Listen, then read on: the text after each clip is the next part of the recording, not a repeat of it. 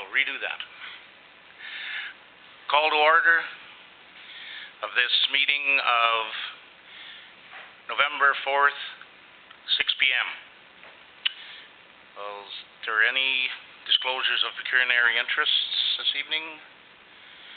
Seeing none.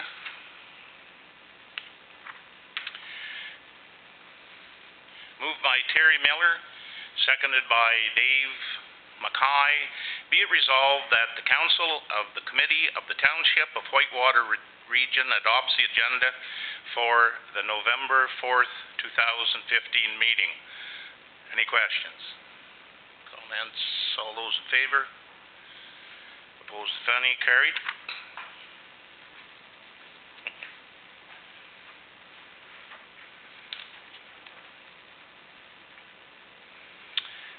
Turn this over to Environment Services Committee Chair, Darrell McLaughlin.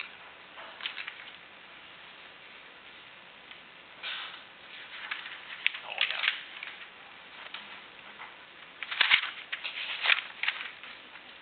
I think it could be game time. Straight, Darrell? Yeah, I think you should better be warming up.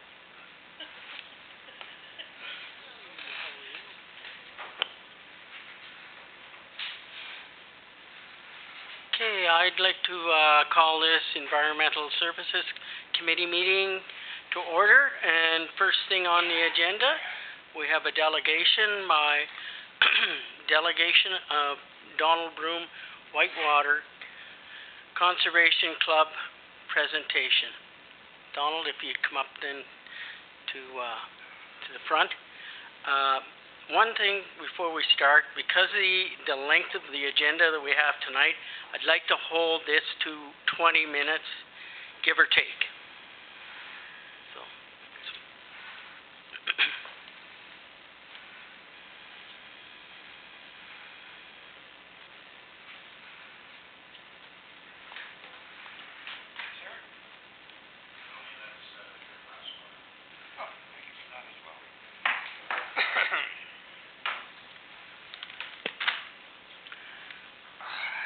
Before we start, I'd like to say welcome, Donnie. Excuse me? Say welcome. Is this thing working here? Yes, it is. Your presentation's ready to go whenever you... Yep. Okay.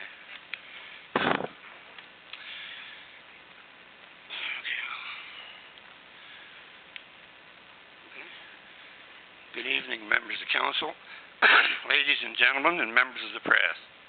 Thank you for attending and for your support, and thank members of council for giving our delegation the opportunity to speak. What I have to say will be brief. To begin this delegation here tonight is a culmination over 5.5 years of hard work by the members of two groups, the Whitewater Citizens Group for the Future and the Cam1 Conservation Club, whose chairman and my most trusted friend, Mr. Keith McLaren, was unable to attend tonight. As for myself, I am here as a designated spokesman for the Conservation Club, who supported and funded my work from the very beginning in 2011, as have the members of the Whitewater Citizens Committee for the Future, and without their support, we would not be sitting here tonight. That being said, I wish to personally thank each and every member of this council who came out publicly in support of myself on June the 22nd of this year. It was this vindication by the Whitewater electorate that that re-inspired me personally, as well as all of the members of our two groups, to press forward as never before. And be assured, we have, because after that June 22nd meeting, we knew we had the ear of the council at long last. However, my particular thanks goes to Reeve Terry Miller, who in a most direct manner sat in this very room on that night of June the 22nd and did what he does best. He called a spade a spade. He told the truth to everyone present, and he held nothing back, as did Councillor Chris Olmsted, who said, "We've been there and done that. It was time for action, and the time had come to move on," as also did my good friend, Councillor Darrell McLaughlin, and my good friend, Mayor Hal Johnson, who was kind enough to mention me favorably and offered his full support, and by extension, that includes the Conservation Club and the Citizens Committee for the Future of the Whitewater, who now have a plan of action under development concerning this entire fair from start to finish and from this night onward. And they are resolved to move forward into this plan to a successful resolution, and they will. As for myself, I am most grateful for your patient indulgence, and I thank you very much. That being said, I will now turn this delegation over to my good friends and close associates, Dr. James Monroe and Mr. David Stewart, whose constant help and wise counsel have served to make everything from this night onward possible. And finally, and most importantly of all, may God bless all of you. Thank you very much. Thank you, Donnie, for those kind words. Mayor Johnson, Reeve Miller, members of council, other interested parties, thank you for taking the time out of your busy schedule to meet with us tonight. As we are all painfully aware, rural Ontario and the Ottawa Valley are depopulating, resulting in school closures and a general decline for the quality of rural life. It is evident even now as rural school busing is curtailed. We know that when our schools close, our churches and businesses can't be far behind. The Citizens for the Future of Whitewater Region was formed to reverse this tragic situation in Whitewater Region. Our group wants a prosperous municipality where we can live, work, raise our children, have jobs for them so they too can experience the joys of rural living. We want to be more than just a playground for the urbanites.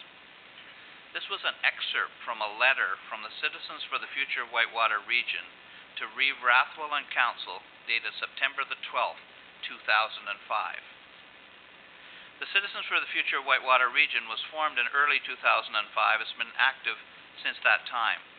In May of 2005, the group organized a public meeting of more than 300 concerned citizens as a show of support to Council to aggressively thwart this decline by pursuing a Made in Whitewater Region official plan. This meeting became the driving force to draft our own plan. From 2005 to 2013, two of us sat with the whole of Council on the newly formed official plan committee that was established after the public meeting. As a blueprint for development, a region's official plan is the absolute best way to grow Whitewater Region and reverse the decline and reopen our closed schools. Muskrat Lake is a jewel in Whitewater Region. With its beautiful landscape, scenic vistas, located on the Trans-Canada Highway just an hour west of Ottawa, it has an amazing potential for new residents to enjoy the view and experience a relaxed rural lifestyle. The potential for parklands, homes with a view, hiking and walking trails, golf courses, active retirement living is endless. After the release of the 2005 MOE water quality reports for Muskrat Lake, our members met with the MNR and MOE officials to raise our concerns about the deteriorating condition of Muskrat Lake, the damage effects on our potential growth in this area, and the serious danger to our municipal water supply. There was no answer except to point a finger at residential growth as the cause. The message from the MNR was clear, with the implication, it is their lake, and stay back 1,000 feet. How could this happen, we asked. As we investigated further, Calvin Wilson, one of our members, explained the first causative major event. In 1965, the federal government, through ARDA, the Agricultural and Rural Development Act, built a dam to block the outflow of the Muskrat River and the output of Muskrat Lake. This dam artificially raised the water levels. Along with destroying the wild rice fields in Mud Lake, the higher water level washed the clay banks to cover up the nice sand beaches and to provide future fertile weed beds in Muskrat Lake. In the coming years, this dam would ensure that the pollution would remain in the lake to inflict the maximum amount of damage. Our members helped to explain the second major event. Under a second federal ARDA project, Snake River was chosen as the outlet for a major drainage project, against the advice of their environmental consultant, Michael Mikowski, in 1981. This involved the destruction of the natural stone dam at Osceola to allow seasonal runoffs to flow into an already dammed lake. Mr. Mikowski states in his 1981 report, I quote, "Approval to proceed with the proposed drainage works means the downstream impairment has essentially been authorized by the MOE and the MNR. Two provincial agencies in part relate to the protection of Ontario's aquatic resources. A complete technical and economic database is not available to permit us to suggest what remedial measures should be applied to Muskrat Lake to offset further water degradation." 1981. In 2011, our members consulted with Mr. Mikowski, at which time he gave us his 1981 report. Today, we see his predictions were true. Multiple studies have demonstrated that the majority of the pollution entering the lake comes from this source. In 2012, our members, together with the Conservation Club of Cobden, persuaded Whitewater Council to obtain the services of Michael Mikowski to aid in Muskrat Lake planning issues. Backing up for a moment, in 2005, a member of our citizens group wanted to build a home with a view of the lake. He discovered that the MNR MOE had imposed prohibitive setback of 300 meters, or approximately 1,000 feet from the lake. It's a good thing that that wasn't in effect 100 years ago, because this building we're in tonight wouldn't be here. Our former Whitewater lawyer stated, I quote, "As a lawyer, I have witnessed nothing as unjust in the practice of law as the confiscation of value that takes place in the planning process, where the simple attachment of an environmental protection will reduce a landowner's private property value, often his only asset, by as much as 80% without any compensation whatsoever." In 2011, during our discussion with members of the citizens group, Mr. Mikowski revealed that the 300-meter or 1,000-foot setback on Muskrat Lake had no scientific basis. He furthered with the following quote from the Ontario Municipal Board. I quote, "In commenting on the 300-meter buffer, Ontario Municipal Board Chairman David Cullum concluded that with respect to using it as a land use planning determinant for prohibiting development, it lacks solid scientific foundation." Decision 3126, November the 30th, 2005. In the case of Muskrat Lake, it is clear that this restriction was used in part to point towards present and future development on the lake as the major source of the pollution. This diverts attention away from the real cause, that being destruction secondary to two federal ARDA projects, one that was sanctioned by the MNR MOE, with prior knowledge of the consequences. It also serves to promote the greater provincial agenda of no rural development. The Citizens for the Future of Whitewater Committee continues to work behind the scenes to help overcome some of the obstacles to growth in our region. Now, in 2015, Muskrat Lake has deteriorated to a point of crisis. Instead of the beautiful lake that we once knew and enjoyed, we now have an ugly deterrent to any potential growth within a view of the lake. All this is a byproduct of two government-sanctioned and funded projects. It must be cleaned up for all to enjoy both present and any future residents that may relocate to enjoy the views and the rural lifestyle. We're tired of declining real estate values, beach closures, and destructive shorelines. We're tired of increased weed growth, algae blooms, and contaminated fish stocks. We're tired of the inaction and cover-ups by government agencies, both federal and provincial. As they play their games, it is unimaginable to think that we have a potential toxic threat to our municipal water supply. Unimaginable. It's time for action. The future is now, and it will be amazing. The good news is we're not breaking new ground, and we're not alone. Other municipalities have faced similar challenges with their lakes and have been successful in their resolution, and they are willing to help us. One such case involves our neighbors near Mont Ste. Marie. on Haney Lake. In 2015, several of our citizens group members are acting on the detailed research of Donald Broom. Without his dedication and research ability, we would not be here tonight. He has worked tirelessly for no personal gain, but to make our lake and the area around it a better place. We've investigated the Haney Lake project. This lake is similar in many ways to Muskrat Lake. Their source was a government-funded fish farm. I'm about to share a short film clip that will serve as an introduction to their problem and how they solved it. Sure.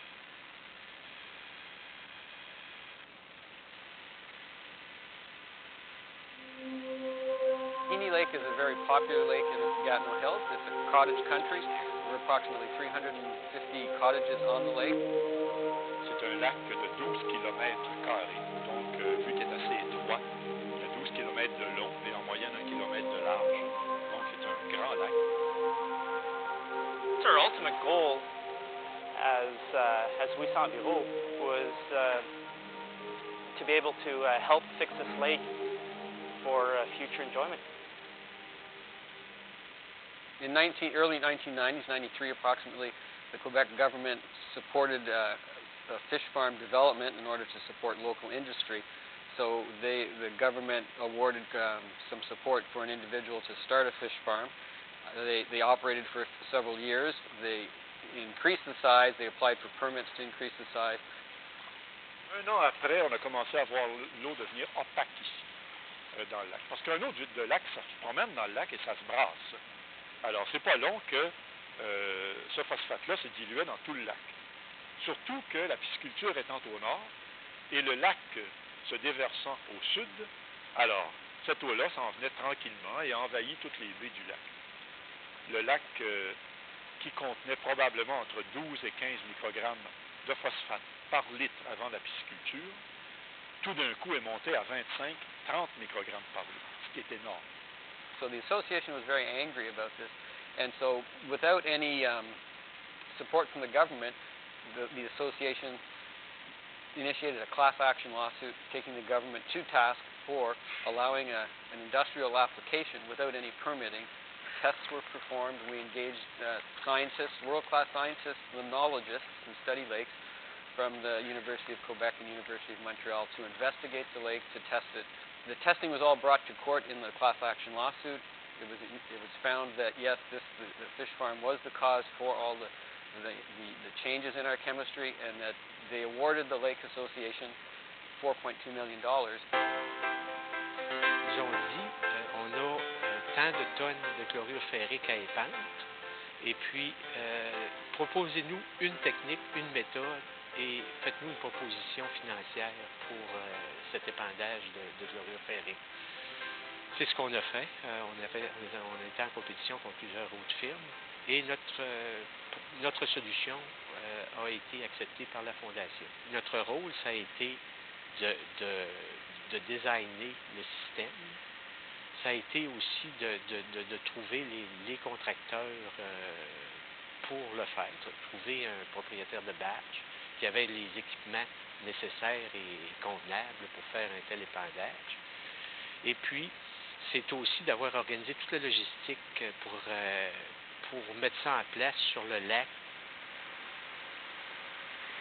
On a daily basis, the day would start up fairly early, between 6:30 and 7, where the entire crew would come in, prepare the equipment to head out on the water, ensure that the lines were not frozen since winter set in fairly quickly this year. Every day, we would inject 100 tons of ferric chloride, and this was done over a 10-hour period.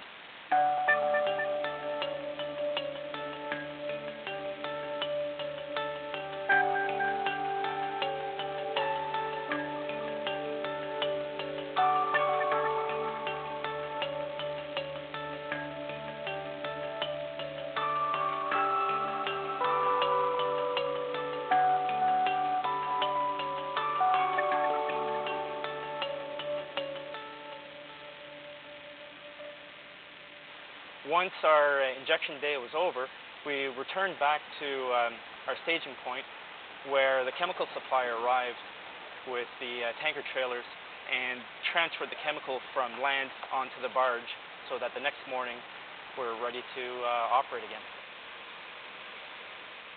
As soon as we're adding this iron chloride from the tank and it hits the water, it forms little flocks like this in the water all throughout.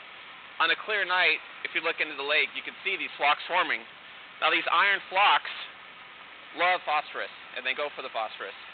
So any phosphorus that's in the water, as these flocks fall, it catches any phosphorus that might be in the water. So slowly we're adding it, slowly it's falling in the lake, and it's falling onto the bottom of the sediment. So what this iron will do is form a coating on the bottom of the lake. You're doing two things, stripping the phosphorus that's already in the water and forming a cap of this amorphous iron oxide coating on the bottom of the lake, preventing any further phosphorus from coming up into the water.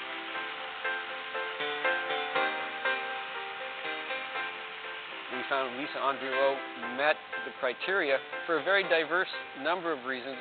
Being a large project of this nature, we needed strong engineering, we needed strong health and safety, we needed a lot of environmental background in the interaction of the environmental process, applying for environmental permits, working with the Quebec government.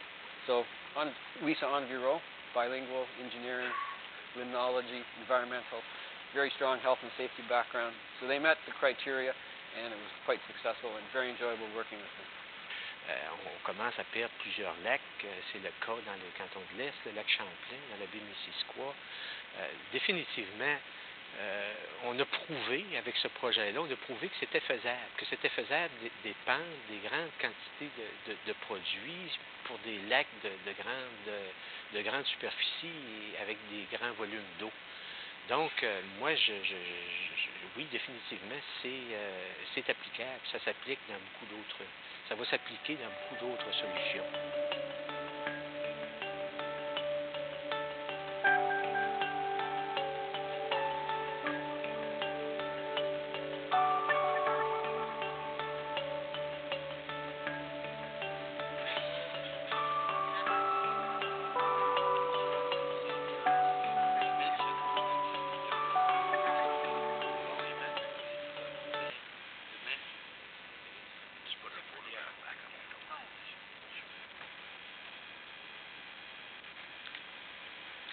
We've liaised with the parties involved in this project. Now, Jim, Yes? we've gone over now, we're 25 minutes, like we have a long agenda, so if you could wrap it up very quickly. I'm just finished, yeah. Yeah, well, that'd be fine, thank you. Thank you. Thank you for indulging me. We've liaised with the parties involved in the project. On the advice of our legal counsel, we'll not be commenting on the procurement of funding at this time. As more details become available, we will make them public. In the coming weeks, we'd like to arrange a special meeting with council to discuss the project in greater detail than time permits tonight. We ask for council's endorsement as we move forward to spearhead the cleanup of Muskrat Lake, restoring it to its natural beauty, and to ensure a source of safe drinking water for our present and future residents. Thank you very much for taking the time. As Chair, Jim, I would like to say thank you very much. It's very, very informative. It was excellent, I thought. Myself, there's a lot of stuff brought in there, and I'm sure a lot of work has gone into it by Mr. Broom as well. So, I'll ask, it'll be quick because we're going to have 5 minutes. So we're not going to get into a big discussion, as Jim said. Maybe what we should do is get back on the agenda again. If that would be a great idea, I'd ask Christine to make sure to put onto the agenda again, and we can get into a further discussion as we have more time. Charlene. Thank you. Thank you very much. It's very informative. It's very important that council take a look at this. Now, what steps, other than how soon can you be ready for a meeting with council for a special meeting? I was expecting the next few weeks. Things are coming together fairly quickly. Of course, time slips away to Christmas, maybe just after Christmas or something like that.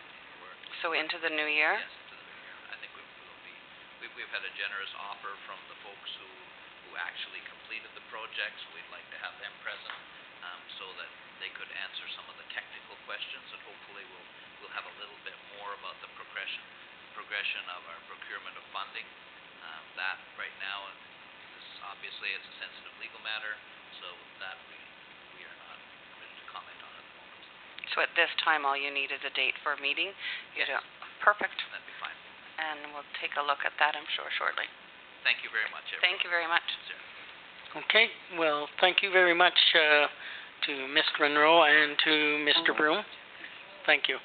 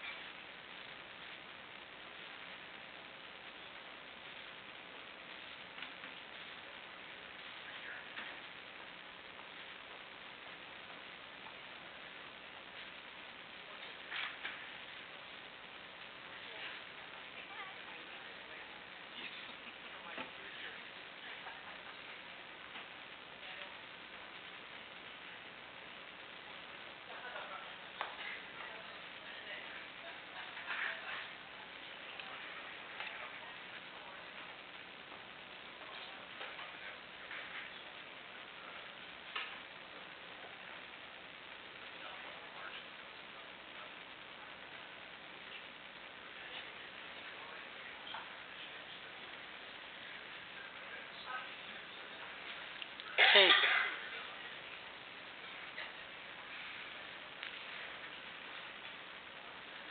Okay, I guess we'll move ahead on to the second item on the agenda. And I'll get Hope to read a motion. So moved by Terry Miller, seconded by David Mackay.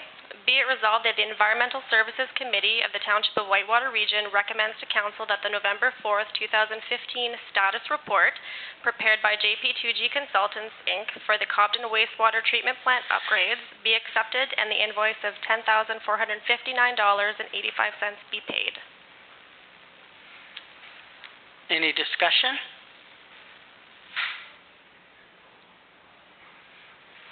If there's no discussion, then I'll call on a vote. All in favor? Opposed? Motion's carried. And that ends the Environmental Services Committee meeting. I'll pass it over to Charlene and Corporate Services.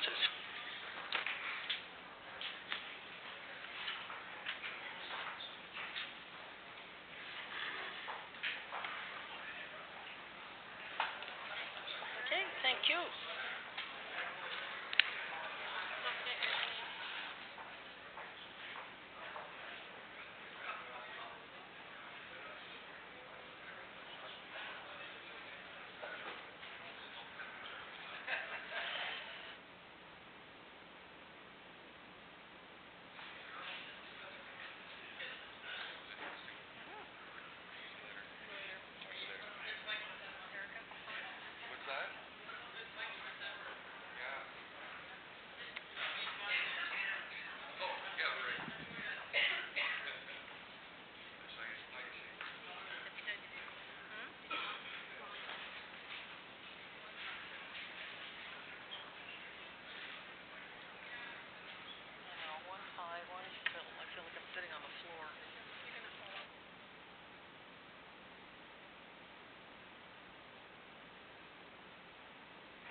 Okay, I'll call the Corporate Services Committee meeting to order at 6:30.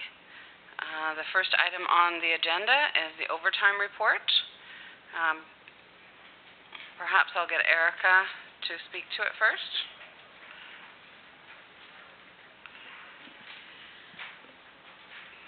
Okay. I was directed at Can you put your microphone on? I'm not talking. Okay. Yeah.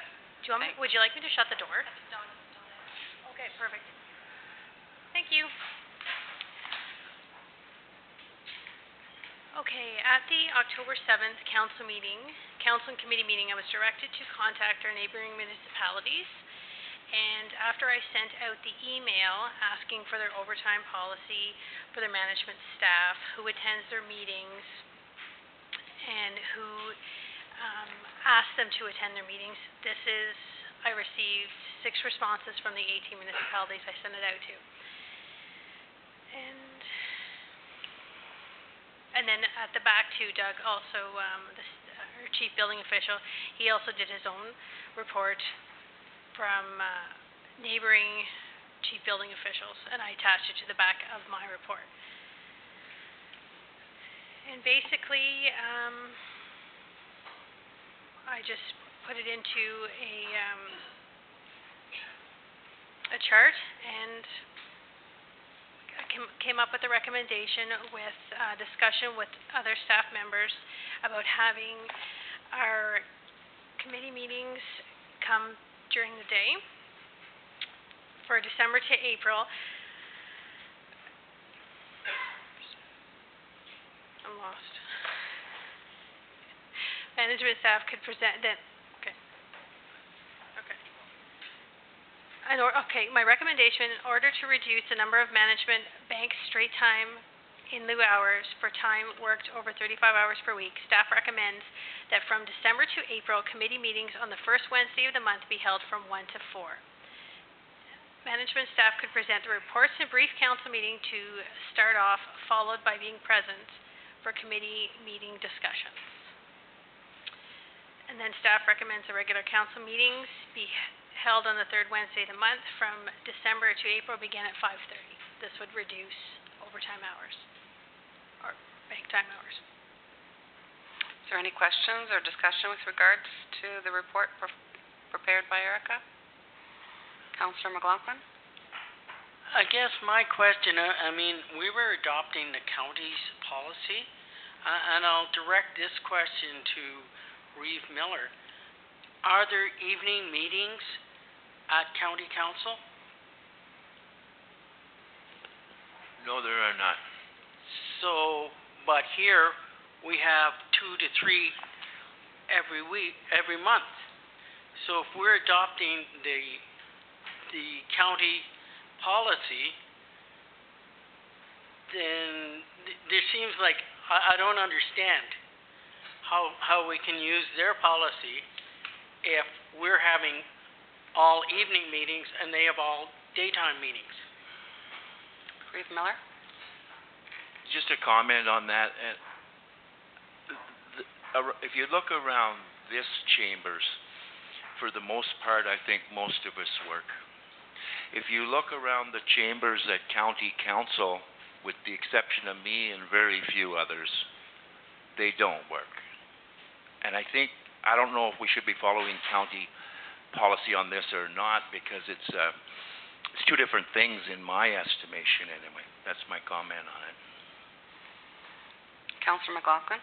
I think that's exactly where I was heading with my comments, were that we're having evening meetings, so I really don't think we should be trying to use that policy, because it's all evening meetings. As Reeve Miller says, county have all daytime meetings. So that's where we end up with the problem where we are now.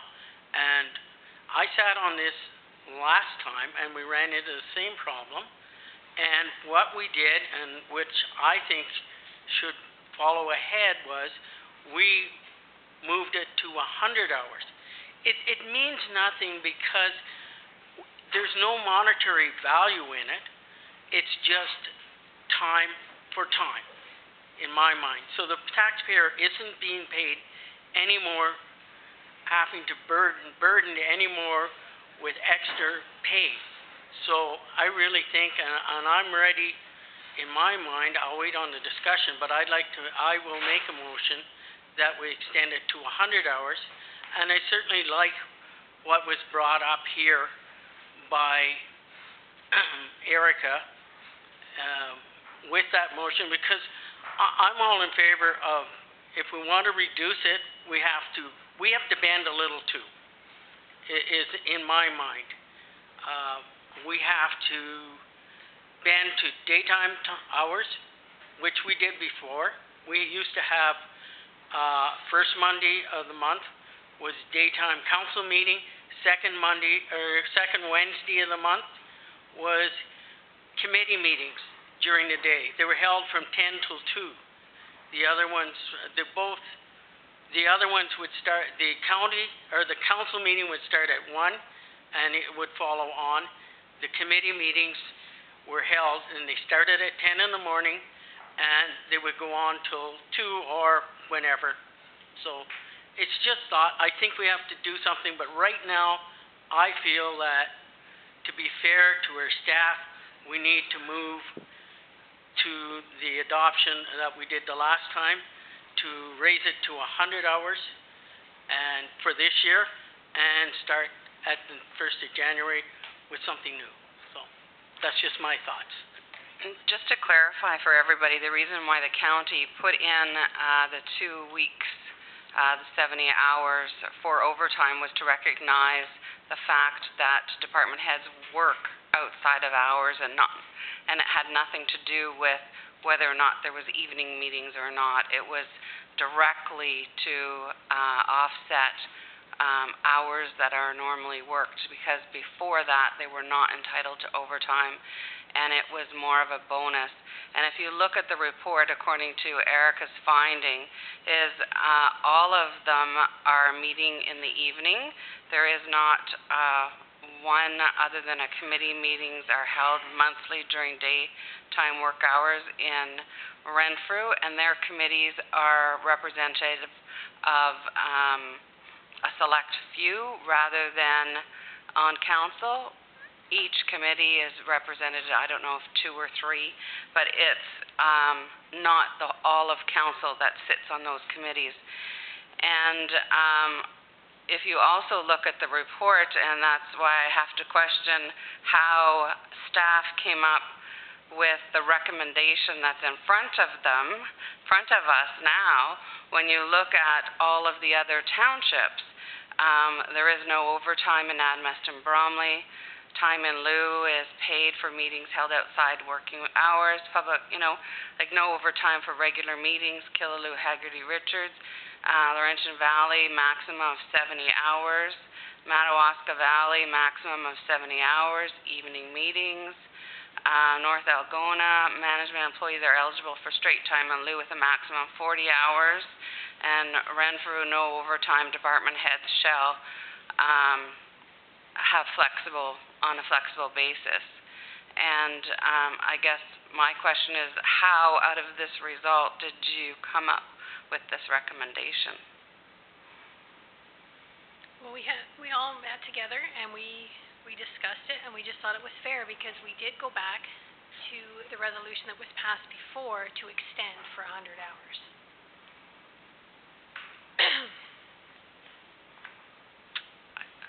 Christine?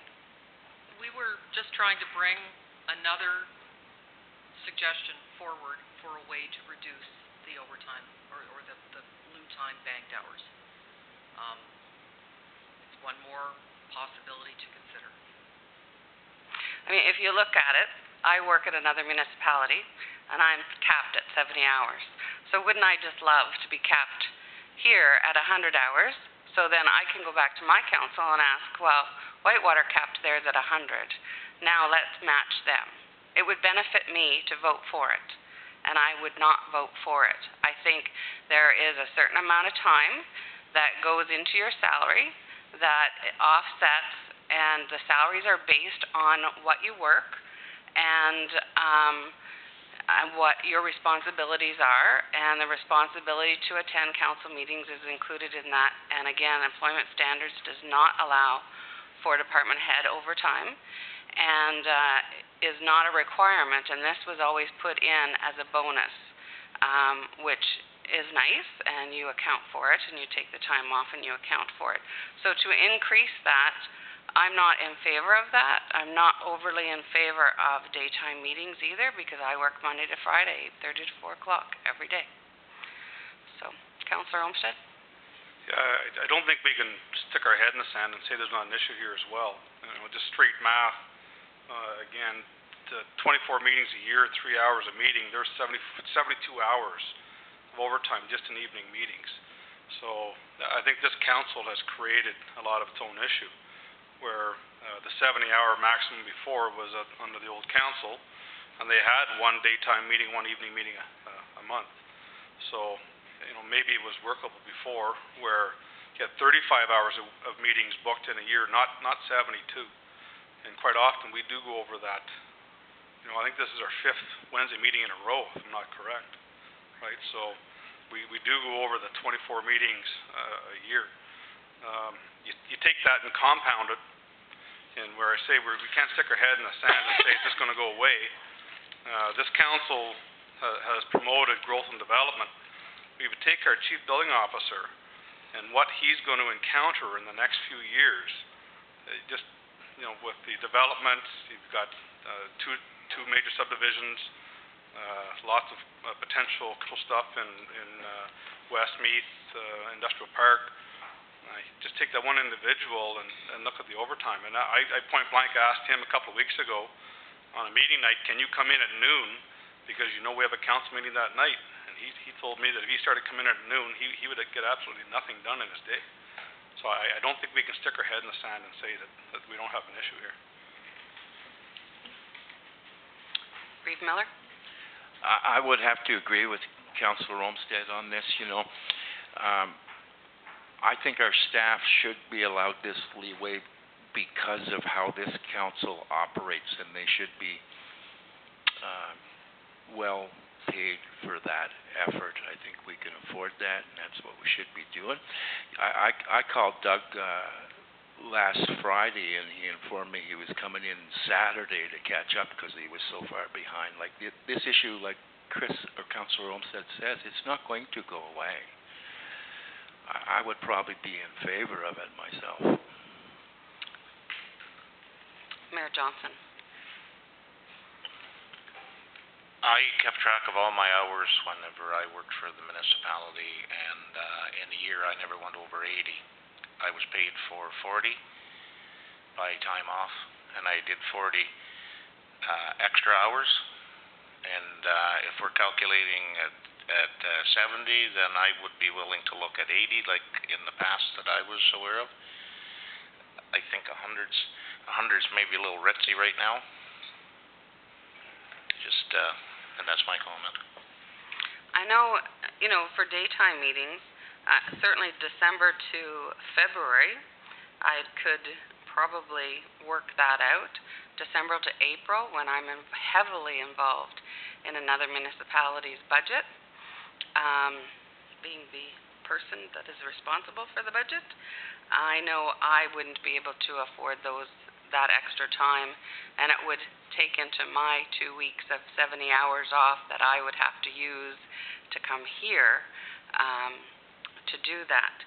So I think I would be prepared to go December, January, February, but other than that, and to not increase to 100 hours. 100 hours is huge, and we have to, and I get it.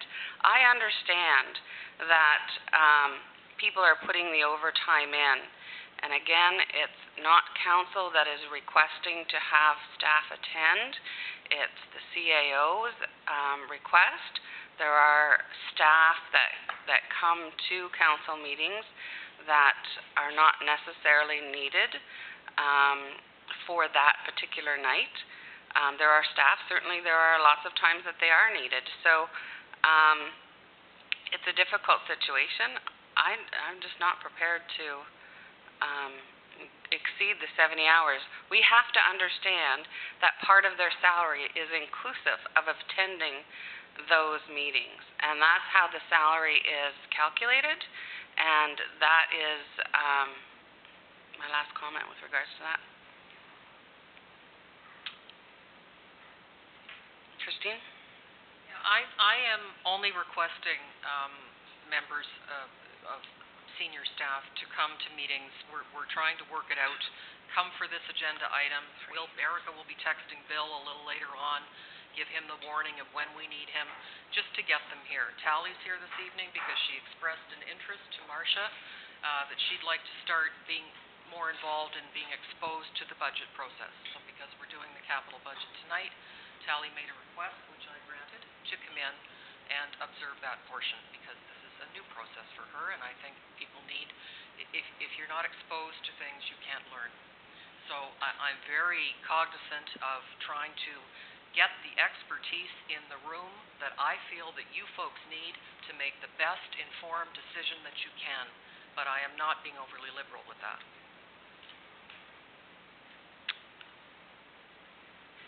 Councillor McLaughlin. Thank you. I remember last week sitting here thinking, oh my, I wish that the environmental services manager was here, because there was a question, not only myself, but I know one other councillor made the same comment as well. So I think it is necessary that we have these people. So, and I've heard what Mayor Johnson said. He was willing for 80 hours. I'm still thinking 90, but I can hit thinking 100. I'll go for the middle, and I'd like to make that motion that for this year, and this year only, that we move it to 90 hours and have this discussion brought at the first of the year so we can somehow reduce the number of evening meetings or time or somewhere so we don't get into this problem again. So I'd like to make that motion of extending it to 90 hours. I'd like a seconder.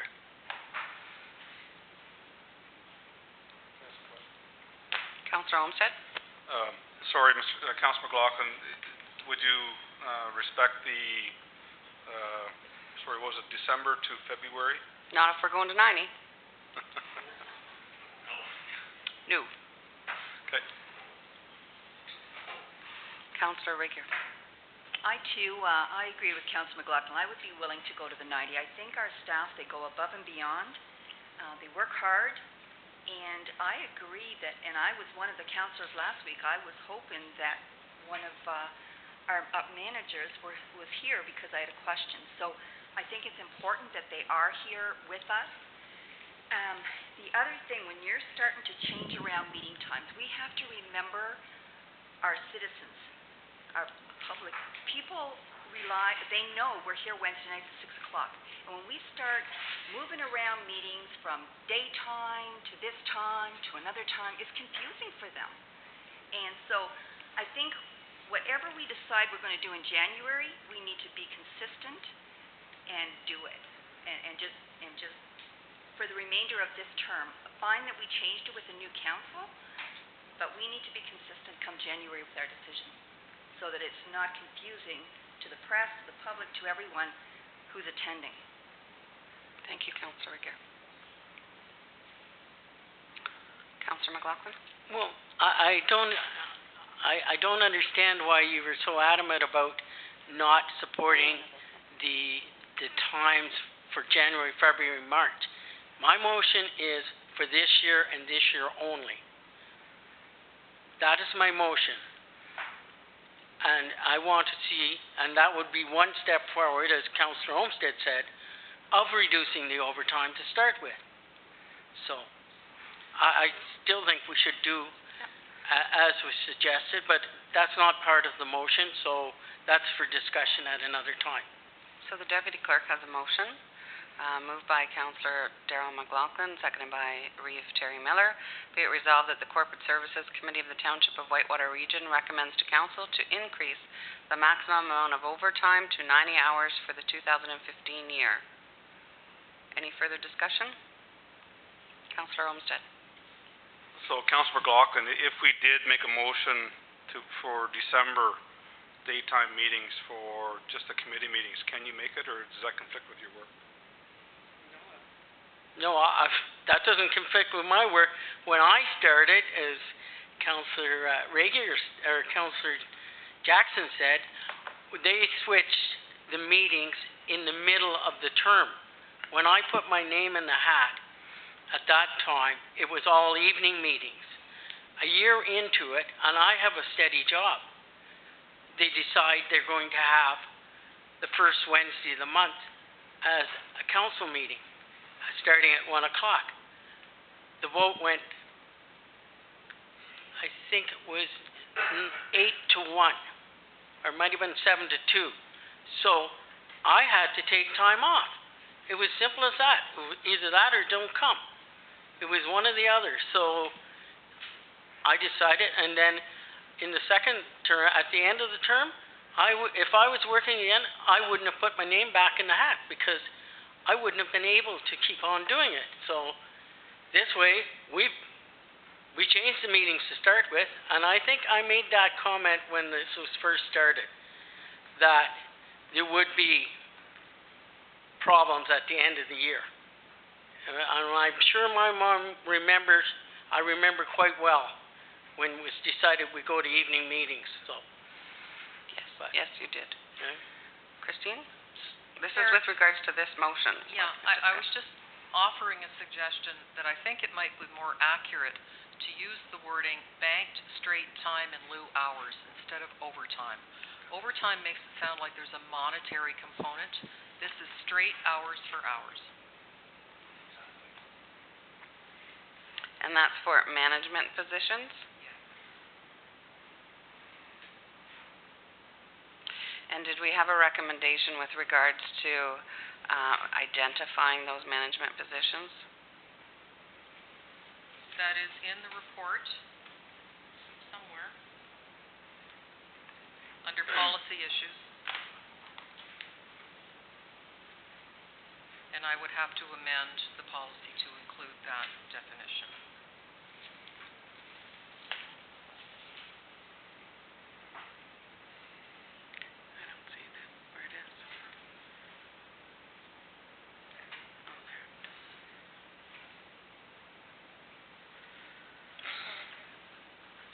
Councillor Raker? Clarify one thing. So this is for the year 2015. So do these hours have to be used in the year 2015? Is my question, because we're only 2 months away and there's a lot of banked overtime hours here. You can carry over up to 35, Councillor. That's part of the standing policy that we've had here. 35, so there's still quite a few hours that still have to be used up in the next... Right, but that's the total amount that was banked. Probably some people have taken time off. Oh, okay. Okay, so that's an accumulated amount of banked time for the year. Okay. Mayor Johnson? This starts now, right? It's not, For 2015 year. For this year. Yeah, but starts now. Doesn't start last January, correct? It's for the year. So we're gonna go accumulated for the year. retroactive? From January 1st We're to gonna go December 31st, they would be entitled to 90 hours. They've kept track of all the hours that they've put in. They're okay. Now I'm... Okay, any further discussion? Councillor Olmsted. Yes, I would still like to, just to rectify the problem, I think we should be looking at the December, January, February daytime meetings, which would alleviate sorry, not overtime, but what, I don't know what, time in lieu of banked time. Just by extending it, by extending the number of hours, we're not going to alleviate anything. The way we're going to alleviate it is to actually fix the problem, and that's to have some daytime meetings. Can we look at that next year? Can we vote on it now? It's not in this motion. We have to deal with this motion right now. Just because if we don't deal with it now, we're not going to deal with it until next November. So are you going to put another motion on the table? Can we deal with this one first? Can we add to that one? No, it's already been moved and seconded. Well, I think one is separate from another. I don't know if people want to keep it separate. Any other further comment on this motion, Councillor McLaughlin? I was going to say just exactly what you're saying. Let's deal with this motion, and then I would be ready to support a motion if Councillor Olmsted wanted to bring it onto the table to deal with the other issue. But there's two different issues. So Absolutely. I think we'd just go ahead and deal with this one to start. Could I ask for a recorded vote? Yes. Moved by Councillor McLaughlin, seconded by Reeve Miller. Be it resolved that the Corporate Services Committee of the Township of Whitewater Region recommends to council to increase the maximum amount of banked straight time hours to 90 hours for the 2015 year.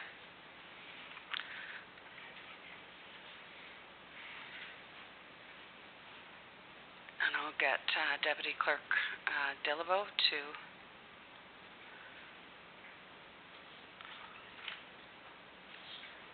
start with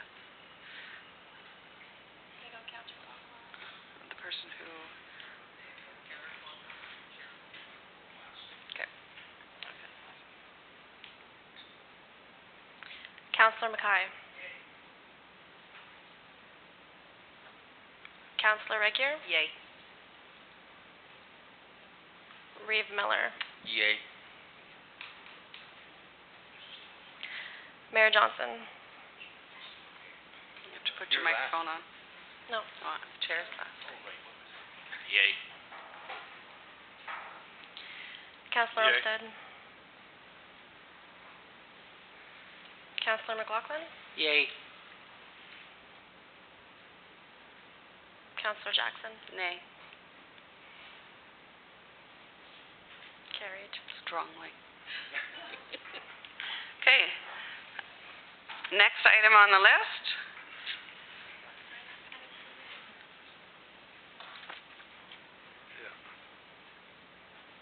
Councillor Olmsted. So can we introduce another motion to go to daytime meetings for committee meetings only for December, for the winter months? I think that's December, January, February. Sorry?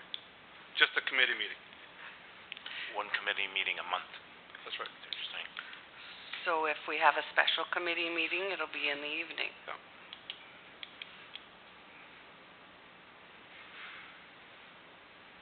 And I get my Wednesday nights back.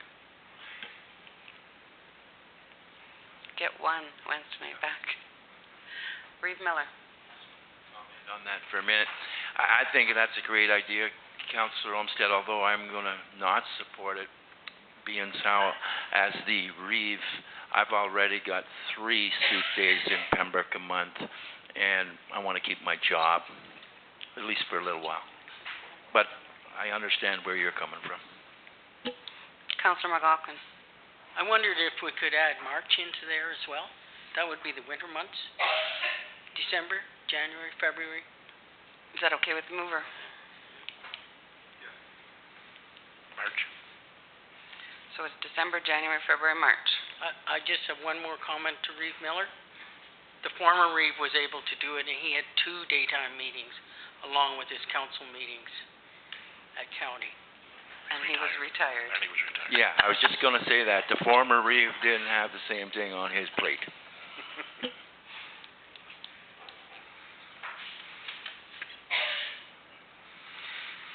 Is there a seconder? Councillor McLaughlin.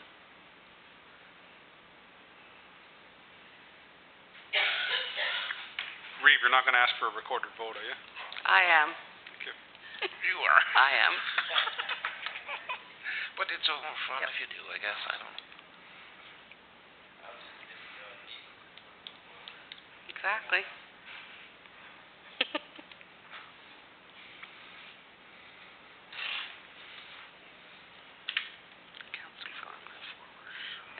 Mayor Johnson? If this is the case, maybe we should start looking at committees in 2016 that aren't all committees in whole. That's a whole different discussion. I know, but that's what we should maybe start thinking about that. Then the people that don't have to come to every committee meeting, the whole council doesn't have to come to every committee meeting. If we're going to go that route, we should start thinking of that. But then you might have more committee meetings for staff other than just, right now we're having all committees on one day for the most part. Okay. I'm just saying. Just saying what the implications of that might be. Okay, so I've got a motion, moved by Councillor Olmsted, seconded by Councillor McLaughlin. Be it resolved that the Corporate Services Committee of the Township of Whitewater Region recommend to Council to schedule 1 committee meeting a month to be held from 1 to 4 in December 2015, January, February, and March of 2016. Any comments? Councillor Rakier. I wonder if we should add in there, Councillor Jackson, that we should also include the date, like the first Wednesday of the month, because our committee meetings are the first Wednesday of the month. Yep. Instead of just so there's no confusion. Christine? 2 comments, Chair. First off, I've already filled the December 2nd meeting, and people have agreed for time slots in the evening. I don't know if I can change all that around. I would prefer that this started in January, if that's possible. I understand what our recommendation was, but I can try and undo it and see if folks can come during the day. But we already have several speakers lined up for that meeting. And the other clarification I'd like to get from you folks, I had a note here from a little, just rewind in the conversation. Do you want this discussion to come back to committee for further discussion in the new year? So this is a stopgap that we've got through to March, but do you want me to add it into an agenda in January, February for more discussion about going forward? Or does this solve? Mayor Johnson. I think this time of year is good enough. November, first meeting in November, we can decide if we're going to do the winter thing again. I think Christine's problem is by that time, there could very well be items on the agenda for December. So may I suggest September? September would be good. September would be good for me. So we'll bring it back for further discussion in September. Of 2016. Thank you. Is it okay with the mover and seconder to take out December 2015? Councillor Olmsted? Yes, Councillor McLaughlin and I both discussed it. We'd be okay to remove December. Okay. So, be it resolved that the Corporate Services Committee of the Township of Whitewater Region recommend to Council to schedule one committee meeting a month to be held from 1 to 4 in January, February, and March 2016. Do we actually have to specify the dates? The committee meeting is the first Wednesday of the month, and I think everybody understands that.